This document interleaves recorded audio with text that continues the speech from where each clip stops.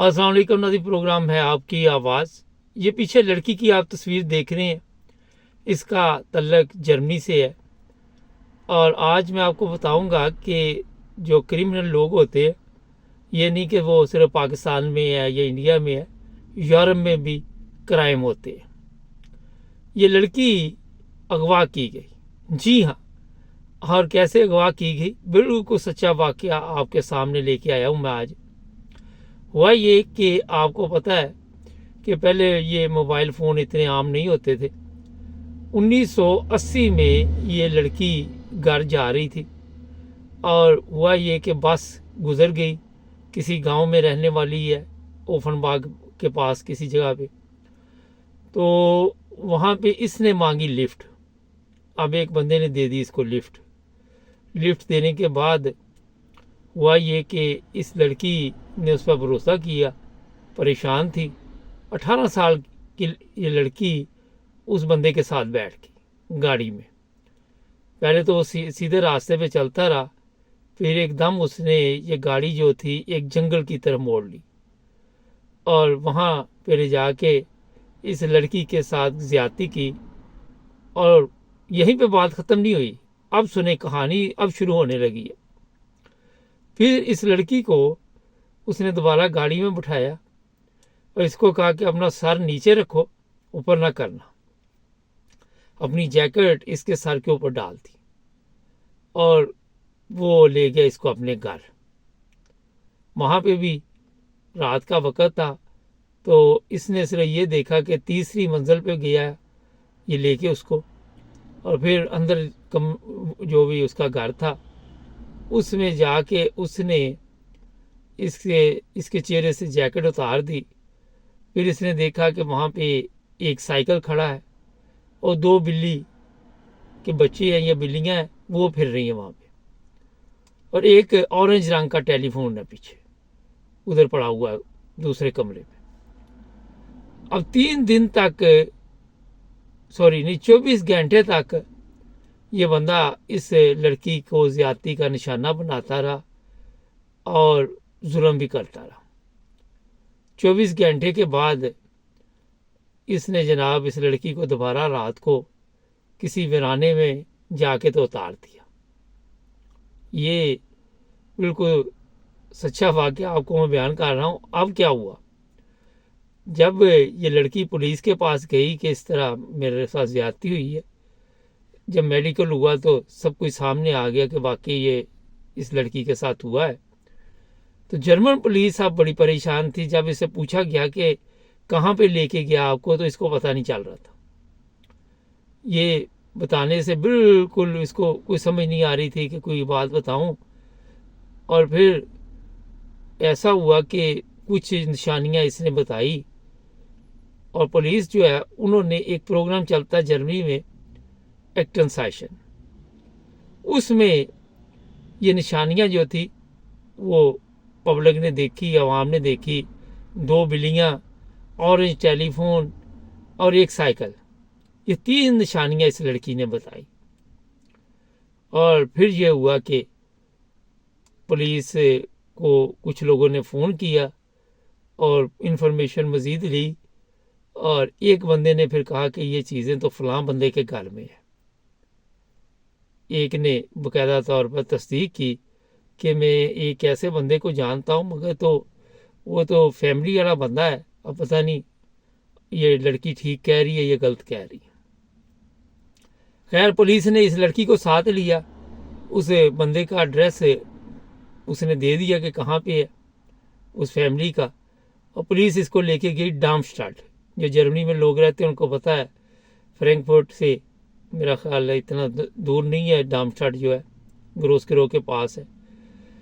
खैर, वहाँ पे जब लेके गए उस घर में, तो तीसरी मंजिल पे जाके तो लड़की का जो दिमाग था वो काम करना शुरू कर गया। उसने कहा हाँ, ये तो वही जगह है, गुजरे थे हम जहाँ से।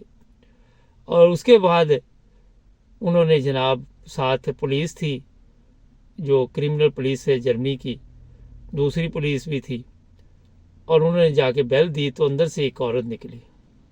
अब उस औरत को ये कहा गया कि जनाब हम आपके घर को देखना चाहते हैं, कोर्ट के ऑर्डर है हमारे पास। वो औरत थोड़ी परेशान होगी कि ये क्रिमिनल पुलिस कहाँ से आ गई है। खैर उसने अंदर आने दिया। लड़की ने अंदर, जैसे ही वो अंदर आई तो वो 2 बिल्लियाँ उसको नज़र आ गई। वो कहती हाँ यही है। ऑरेंज टेलीफोन नज़र आया और वो साइकिल भी नज़र आ गया जो वहाँ पे उसने बताया था कि पड़ा हुआ है। उसके बाद वो बंदा जो था वो अंदर से निकला तो वो लड़की ने पहचान लिया कि ये वही बंदा है जो मुझे उठा के लेके आया था और मेरे साथ ज़्यादती करता रहा। पुलिस ने उसी वक्त उसे गिरफ्तार किया और बाद में अदालत में पेश करके उसको सज़ा भी हुई। ये 1980 का वाक़या है और पुलिस ने बड़ी हिम्मत के साथ, जो सबसे जो ज़रूरी चीज़ में मैं बताने वाला हूँ कि जो प्रोग्राम एक्शन सेशन चलता है जर्मनी में, उससे बेशुमार लोग जो है वो खिड़की में आ जाते हैं। जैसे इस तरह के वाक़यात होते हैं। अब तो मोबाइल फ़ोन है मगर क्राइम में कमी नहीं हो रही। तरीका वारदात लोगों ने दूसरा ढूंढ लिया हुआ है। और ये उस वक्त जो प्रोग्राम चलता था 1980 में, उस प्रोग्राम में 12 दफ़ा बताया गया था कि लिफ्ट ना लिया करें। ये लड़कियां जो लिफ्ट लेती हैं, सबसे ज़्यादा उस वक़्त ये क्राइम होते थे कि लोग लिफ्ट, बच्चियां, लड़कियां, ख़वातीन जो लेती थी वो ज़्यादती का निशाना बनाने के बाद कई कत्ल कर दी जाती थी, कई जो थी वो बच जाती थी।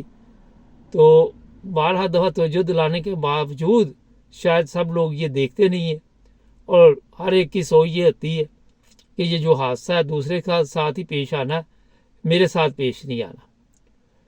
तो जनाब, मैं आपको इसलिए ये चीज़ें बताता रहता हूँ कुछ ना कुछ कि देखे, हालात कहीं पे भी आप रह रहे हैं, ठीक भी हैं और गलत भी हैं, अच्छे लोग भी हैं, बुरे लोग भी हैं। अगर आप कभी किसी बुरे लोग के हाथ में आ गए तो फिर आपको पता ही है वो क्या सलूक कर सकता है। मगर इन ममालिक में क्योंकि क्राइम भी होते हैं, मगर जो पुलिस है वो उस वक्त तक जान नहीं छोड़ती जब तक उस मसले का हल ना निकाल लिया जाए। ऐसे केस भी हैं, मैं लेके आऊँगा आपके सामने, जो 30-30 साल पुराने थे, 20-20 साल पुराने थे, और किस तरह इन लोगों ने ये लोगों को पकड़ा डीएनए टेस्ट के ज़रिए या जो भी है। और फिर ये मैं बता दूं कि जब ये बंदा गिरफ्तार हुआ तो इसकी बीवी परेशान होगी। अब बीवी को तो नहीं पता था कि साहब ने ये काम डाला हुआ, बीवी कहीं गई होगी, तो पीछे से इसने कहा चलो जी फ़ायदा उठा ले। और फिर बीवी ने भी मेरा ख्याल इससे लहदगी ले ली, घर भी बर्बाद हो गया, खुद भी बर्बाद हुआ, जेल में गया, वो लड़की को भी परेशान किया, वो भी बर्बाद कर दी, और जराइम पेशा अफराद में इसका नाम भी आ गया। अपनी तरफ से इसने बड़ी चालाकी की कि मैं जैकेट मुंह पे डाल के ले आऊँगा तीसरी मंजिल पे, लेकिन इसको पता ही नहीं था कि ये प्रोग्राम जब टीवी पे चलेगा तो सब कुछ सामने आ जाएगा। नाज़रीन, जुर्म कितना भी बड़ा हो या छोटा हो, छुपा नहीं रहता। एक वक्त आता है, ख़ासकर जो क्रिमिनल होते हैं, वो वक्त के साथ आप सबको पता है कि कभी ना कभी रगड़ा निकल ही जाता है। मैं आपको यही कहूँगा कि एहतियात करें। इस वक्त जो प्रोग्राम आपने सुना बिल्कुल ये हकीकत पे है। जो लोग जर्मन जानते हैं उनको मैं जर्मन ज़बान में भी भिजवा सकता हूँ एक्शन सेशन पे, क्योंकि हमारा मकसद ये होता है कि आपको तवज्जो दिलानी ताकि आप एहतियात करें। और वो जिस तरह पाकिस्तान में बसों के ऊपर लिखा होता है यार जब भी बच, तो मेरा ख्याल है कि एहतियात बहुत ज़रूरी है। चैनल को सब्सक्राइब करें। आप टिकटॉक पे भी मुझे देख रहे हैं, यूट्यूब पर भी देख रहे हैं, जुड़े रहें मेरे साथ।